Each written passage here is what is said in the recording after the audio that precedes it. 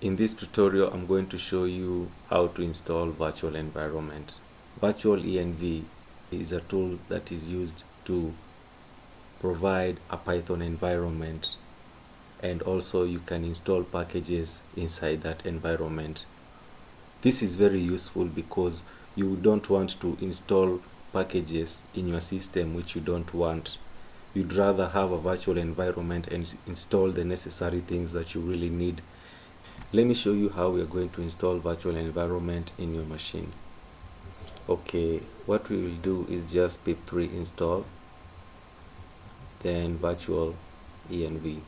I'm using pip3 because I'm using Python 3. If you're using Python 2, you can do pip install virtual environment, but I would recommend you guys that you use pip3 and Python 3